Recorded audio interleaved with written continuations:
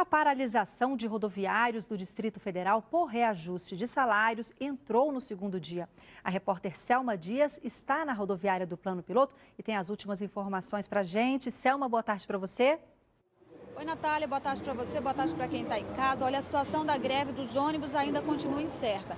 Aqui na rodoviária, os carros do transporte pirata estão parados nas plataformas à espera de passageiros e a fiscalização parece mesmo não existir. Segundo o sindicato dos rodoviários, as negociações estão paradas, eles aguardam um posicionamento das empresas. Então, como não houve acordo até agora, os trabalhadores continuam exigindo 20% de reajuste nos salários e os empresários oferecendo apenas 8,34%, a situação deve mesmo parar na justiça.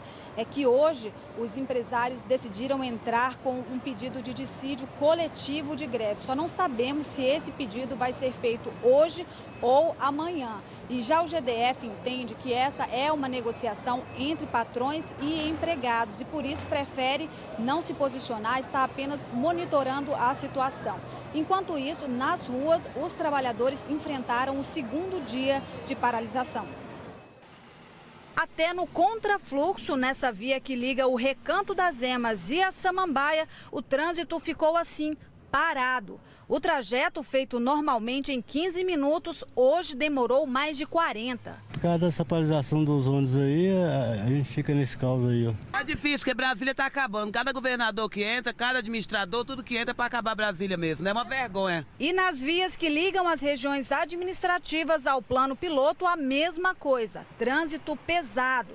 Sem ônibus, o jeito foi tirar o carro da garagem. O movimento no metrô cresceu 30%. Para dar conta de tantos passageiros, o horário de pico foi ampliado em 1 hora, com todos os trens em circulação. No segundo dia de greve, não foi cumprida a ordem da Justiça, que determinou a circulação de no mínimo 70% da frota. E aí não teve jeito. As paradas de ônibus ficaram assim, lotadas. Eu entro 11 horas, eu estou desde 8 horas tentando pegar um ônibus para chegar até o CIA. Como vocês estão vendo, o caos está aqui nessa parada hoje. Ontem também foi a mesma coisa. Ônibus aqui, só pirata. Não tem transporte, a gente está aí para colaborar e ganhar um dinheirinho também, né? A gente sabe, o trabalhador tem direito de fazer greve, então o que fazer, por exemplo, se o funcionário depende do transporte e não consegue chegar na empresa? Para esclarecer algumas dúvidas, nós convidamos o advogado Ronaldo Tolentino. Boa tarde. Doutor Ronaldo, muito obrigada pela participação. O que o trabalhador deve fazer no caso dele ficar impedido de se locomover até o trabalho? Como é que deve ser essa negociação com o patrão? Boa tarde, Natália. Bem, a regra geral é que o trabalhador ele tem que comparecer ao seu local de trabalho. Então, isso é uma situação que foge à regra geral e aí depende muito do bom senso das duas partes. Primeiro, o bom senso do trabalhador. Ele tem que procurar meios alternativos para conseguir chegar ao seu local de trabalho, seja através do metrô, seja através de uma carona, de um vizinho, de um outro colega de trabalho que possui o veículo próprio.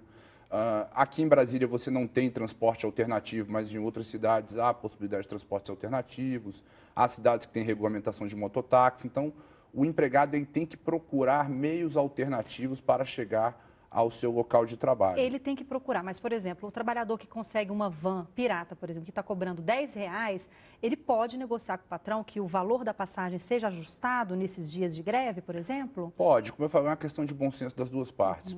Por outro lado, o lado do empregador, né, ele tem que entender esse lado do empregado, que o empregado quer chegar ao seu local de trabalho, mas não consegue, não por culpa dele. Sim. E aí tem muitos patrões que arcam com um pedaço da passagem, alguns até pegam o próprio veículo e vão buscar os seus empregados em casa e ao final do expediente vão deixar os empregados em casa. Então, Mas é permitido desconto, por exemplo, do dia em caso de falta do funcionário ou não?